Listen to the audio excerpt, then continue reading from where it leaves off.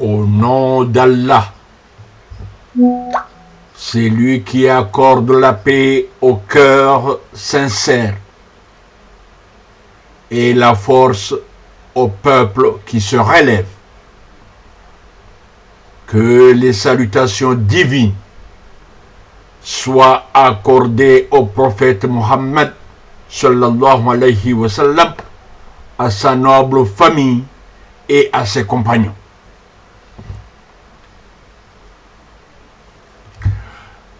Mes chers compatriotes, mesdames et messieurs de la communauté internationale,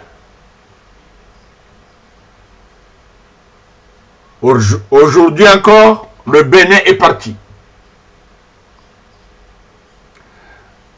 Et à la lumière des observations importantes partagées hier,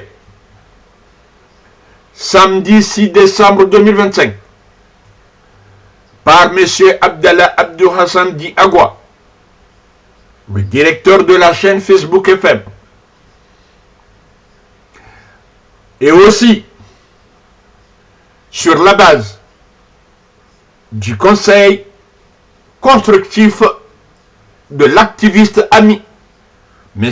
Ahmed Hassan, m'invita à aborder la question cruciale de la dette comorienne, j'ai décidé de m'exprimer publiquement en ce dimanche 7 décembre 2025. Car l'heure de vérité approche. Je vous dis, d'ici quelques mois seulement, le système dynastique des Azali se retrouvera face à son destin. Soit emprisonné, soit en fuite à l'étranger. Mais certainement plus jamais aux commandes du peuple comorien.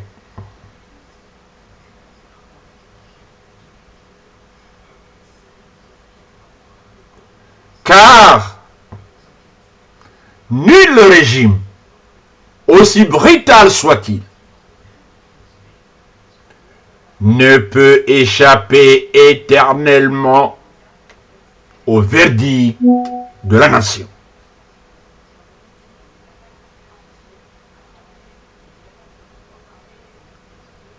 Je vous dis, la règle sera simple. Restitution ou justice. À ceux qui ont pillé, ceux qui ont fraudé, ceux qui ont trahi.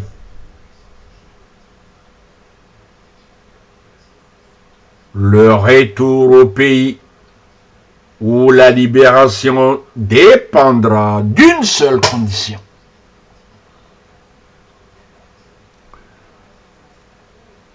Le remboursement intégral de plus de 350 milliards de francs comoriens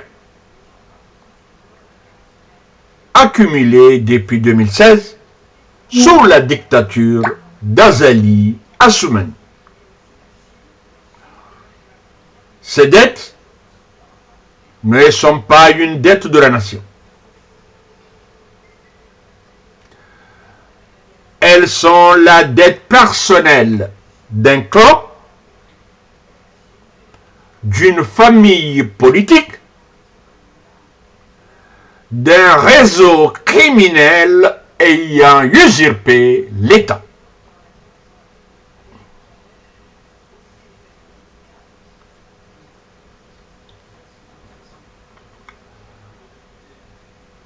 Aujourd'hui, j'adresse un message officiel aux organisations internationales, aux partenaires étrangers, et au gouvernement complice.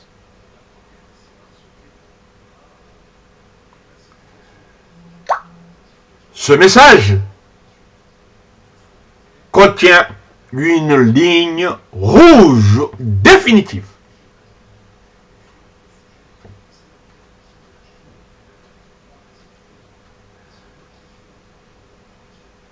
Le gouvernement comorien légitime, issu du peuple, ne payera aucune dette contractée par des élections truquées, contractées par un régime illégitime, contractées par un pouvoir non reconnu par son peuple.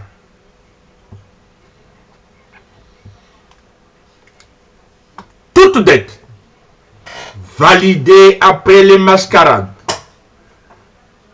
2016, 2019, 2024 sera officiellement classée comme dette odieuse au sens du droit international.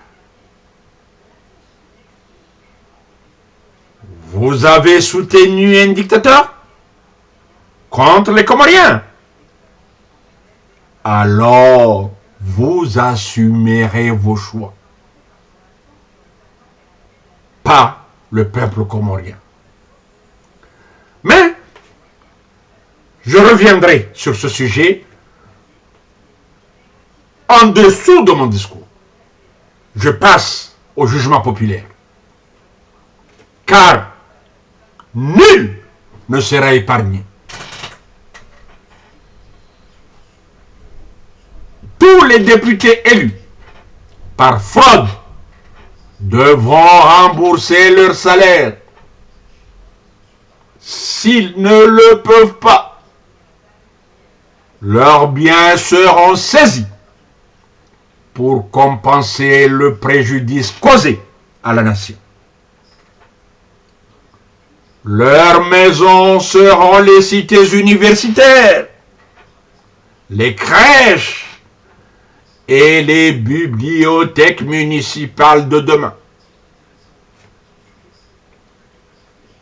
Tous les procureurs, tous les officiers corrompus, tous les juges et tous les membres de la Kouroukourou qui ont participé à l'effondrement de l'état de droit, qui ont participé aux assassinats, qui ont participé aux emprisonnements sans fondement, seront tenus de restituer l'intégralité de leur rémunération illégitime. Sachez que la justice que vous avez trahie deviendra la justice qui vous jugera.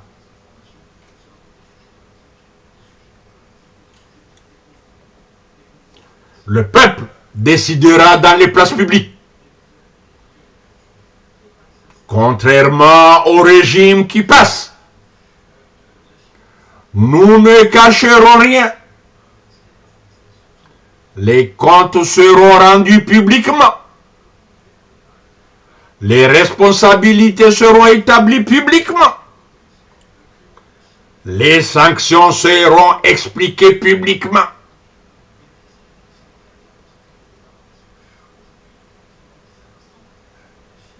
Car la reconstruction morale et politique des Comores passe par une vérité claire.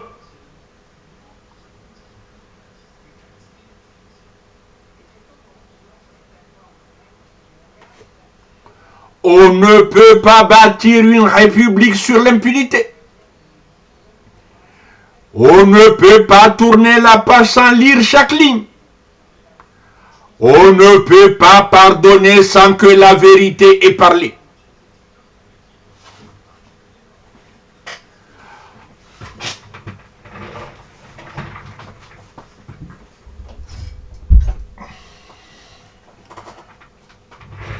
aux responsables du régime, préparez-vous.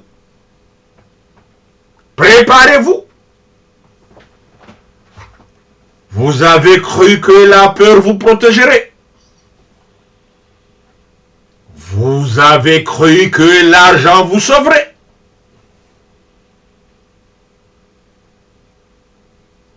Vous avez cru que la fraude vous garantirait l'éternité.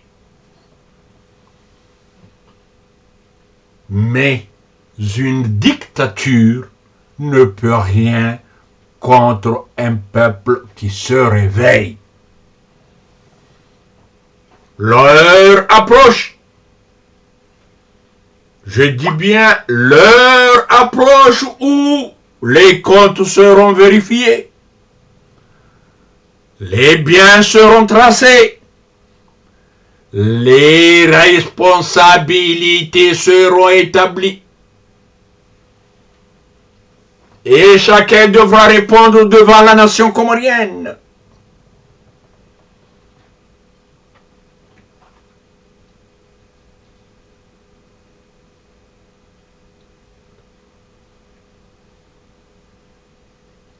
Je vous dis, aucun passeport ne vous sauvera. Aucun exil doré ne vous protégera. Aucune ambassade ne pourra vous couvrir éternellement.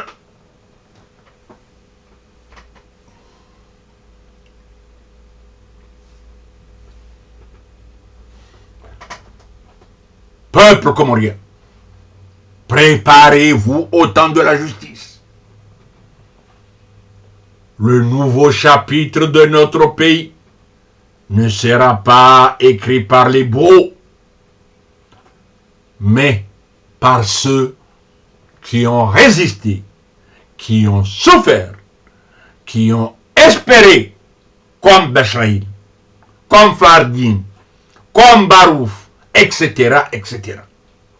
Je vous le dis solennellement, les Comores entreront dans l'ère de la moralisation totale. Aucune fortune acquise dans la fraude ne sera tolérée. Aucun responsable de l'effondrement national ne dormira tranquille.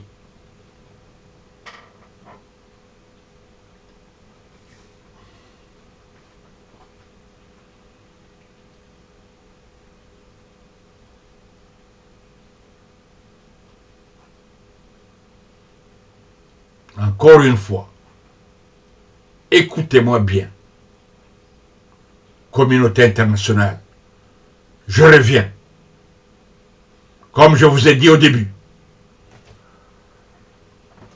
si j'ai pris la parole aujourd'hui,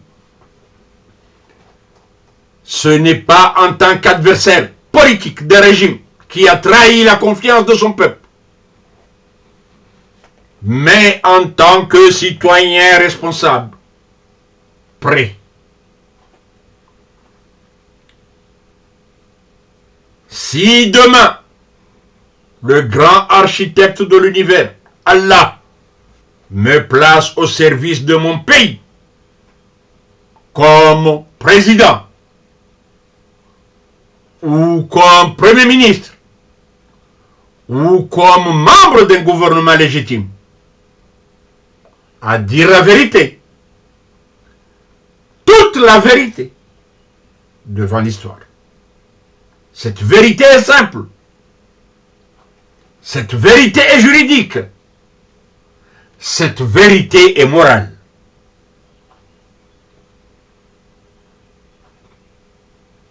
On ne peut pas imposer à un peuple les conséquences financières d'un pouvoir qui n'a jamais tiré sa légitimité de lui.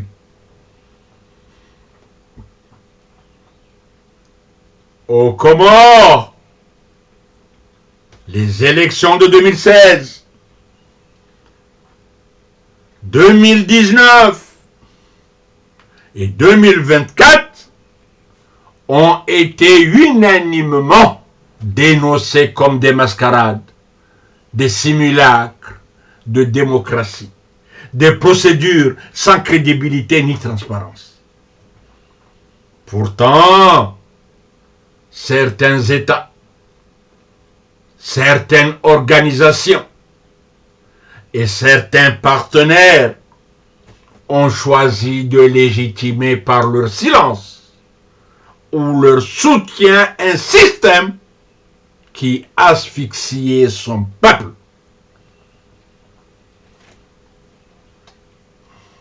Je veux le dire aujourd'hui avec gravité. Un régime illégitime ne peut engager légitimement la nation. Et demain, un État comorien libre, démocratique, réconcilié avec lui-même, ne portera pas les chaînes financières forgées par une dictature.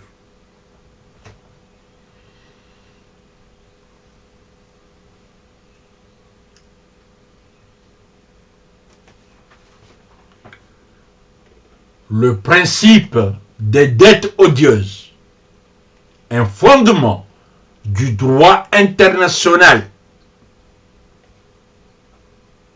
La notion de dette odieuse n'est pas un slogan politique. C'est un principe reconnu par les juristes, les économistes et les institutions internationales depuis plus d'un siècle.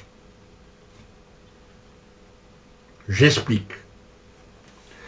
Une dette est dite odieuse lorsqu'elle répond à 3 critères.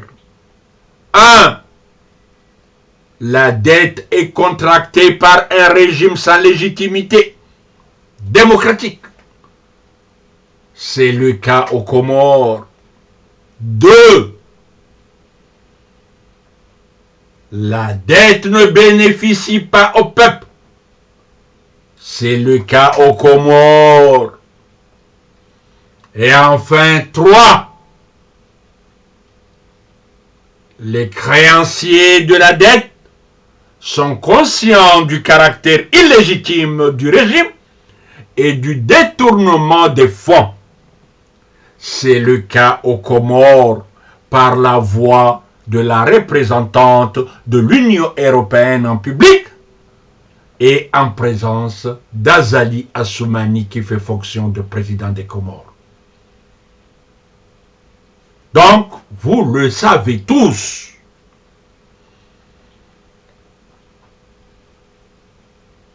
Les Comores ont été dirigés depuis 2016 par un système qui a falsifié les élections. Un système qui a emprisonné l'opposition. Un système qui a muselé les médias. Un système qui a réprimé la population. Un système qui a détourné les ressources publiques.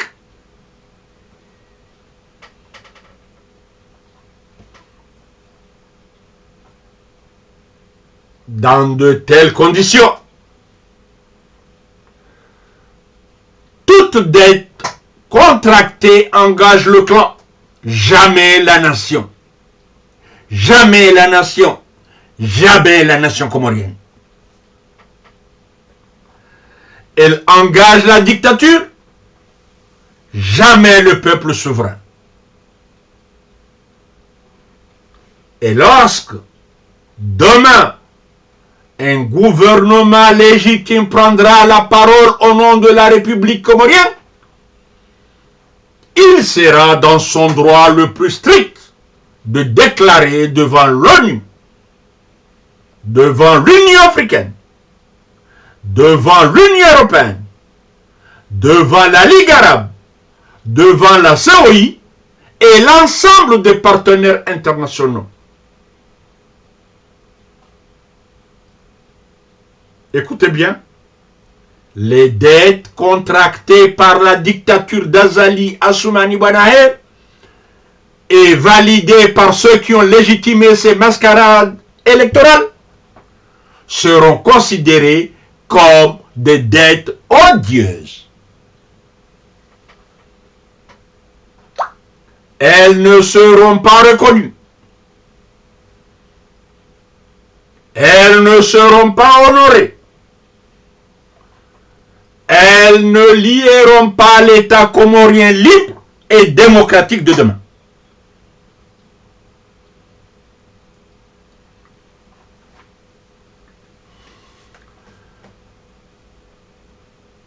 Je passe à la responsabilité morale et stratégique,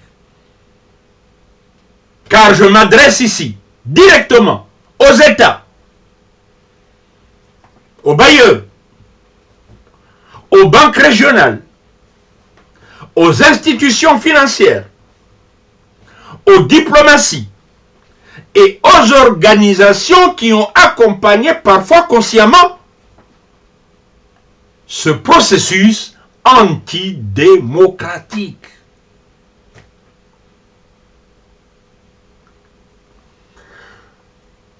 Soutenir un régime illégitime a un coût politique et moral.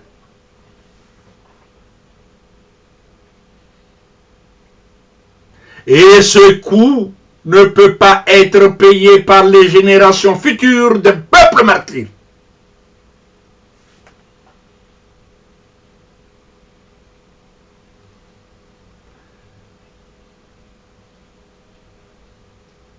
Demain, lorsque le peuple comorien retrouvera sa souveraineté, nous n'accepterons pas de payer la facture de vos erreurs d'appréciation.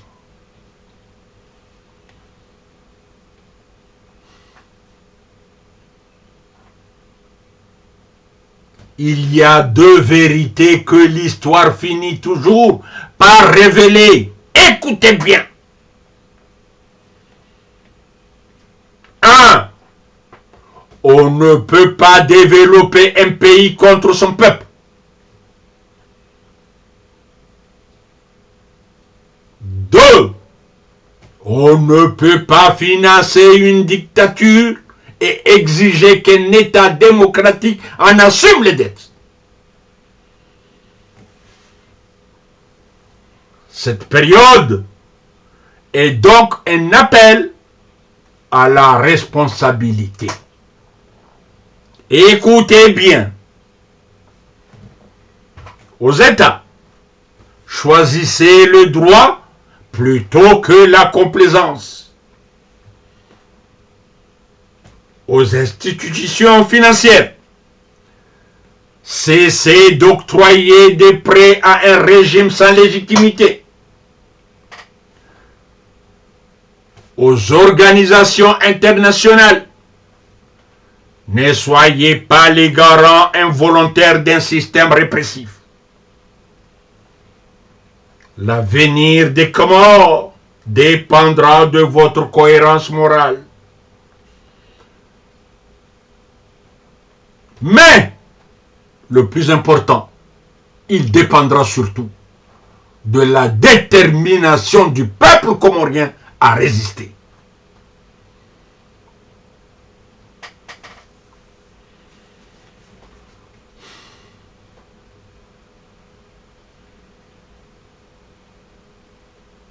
À vous, Comoriens, je lance ce message de souveraineté et de dignité. Et je vous dis, mes chers compatriotes, mes chers compatriotes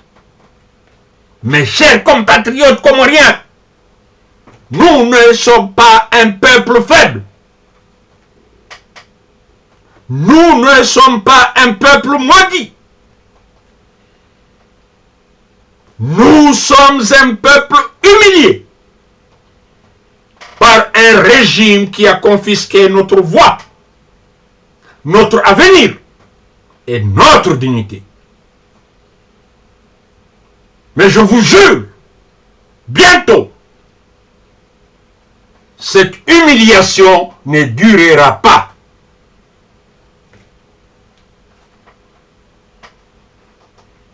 L'heure vient où la nation se relèvera et où d'une seule voix nous dirons: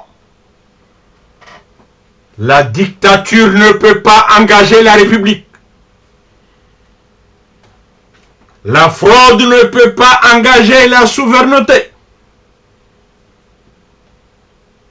Un tyran ne peut pas signer au nom de tout un peuple.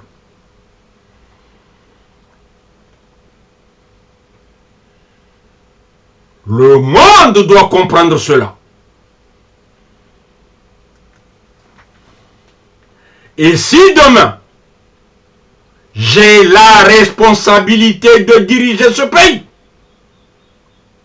comme président de la République, car c'est Allah qui décide, ou bien comme Premier ministre, car c'est Allah qui décide, ou bien membre du gouvernement, je prendrai des décisions claires, publiques, juridiques, irrévocables.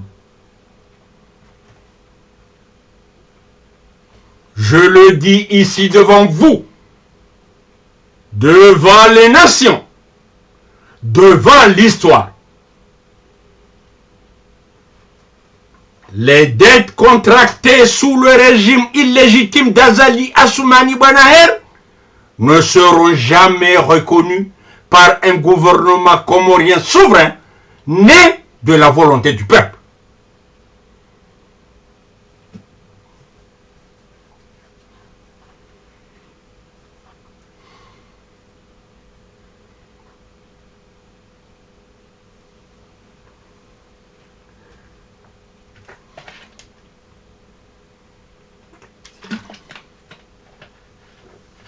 Je conclus en rappelant un principe fondamental qui guide tous les peuples en lutte. Écoutez bien. La souveraineté ne se négocie pas. La dignité ne se marchande pas. La dette de la dictature n'est pas la dette du peuple.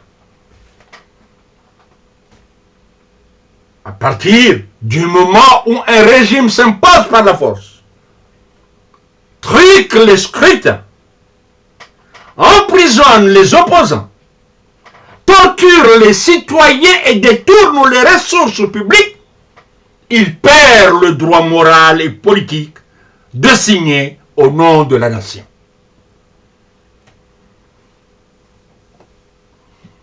Ainsi, au nom de la légalité, de la justice et de la mémoire des Comoriens qui souffrent, je proclame toute dette contractée par un régime illégitime et nul. Elle doit être traitée comme telle par la communauté internationale. Elle le sera par un gouvernement comorien légitime, surtout si je le dirige ou si j'y participe. Vous êtes avec votre serviteur, le professeur Bachraïl. Hubbul Watan Minal Iman. Wassalam.